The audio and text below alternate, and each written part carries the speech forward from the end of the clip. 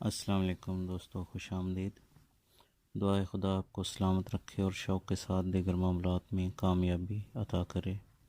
दोस्तों please channel को subscribe करें और बेल के बटन को ज़रूर दबाएं।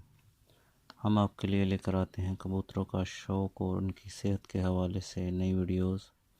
आप भी कमेंट्स किया करें और अपनी राय का ज़रूर इजहार करें कि आपको वीडियो कैसी लगती है। अच्छा जी भराओ, ਇਹ ਉਹ ਚੱਪੜਾ ਕਬੂਤਰ ਜਿਹੜੇ ਅੱਜ ਕੱਲ ਮਿਲਦੇ ਨਹੀਂ ਹੈਗੇ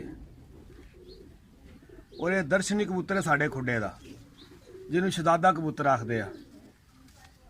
ਇਹਦਾ ਪੱਲਾ ਵੇਖੋ, ਇਹਦੀ ਰੇਸ਼ਮ ਵੇਖੋ, ਇਹਦਾ ਸ਼ੋਲਡਰ ਵੇਖੋ, ਇਹਦੀ ਦੁਮ ਵੇਖੋ।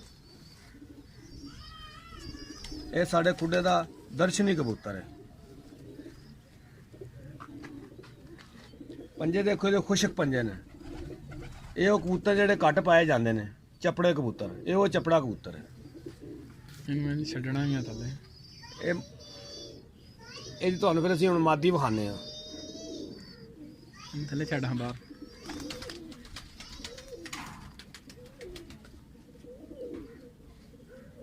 चल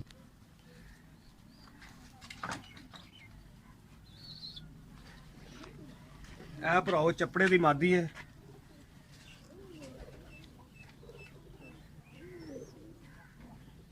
ਇਹਦੀ ਅੱਖ ਵੇਖੋ, ਇਹਦੀ ਅੱਖ ਦੇ ਵਿੱਚ ਜਿਹੜੇ ਰਿੰਗ ਹੈ ਉਹ ਦੇਖੋ ਤੁਸੀਂ।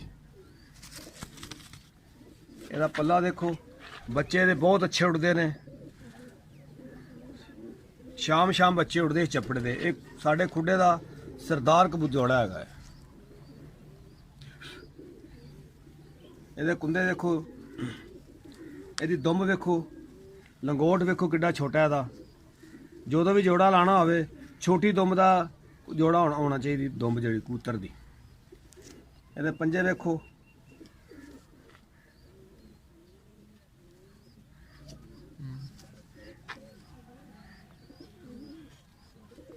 ਨਹੀਂ ਅੱਖ ਦੀ ਬੰਦ ਕਰ, ਰੋਕਦਾ ਨਹੀਂ ਨਾ ਅੱਖ।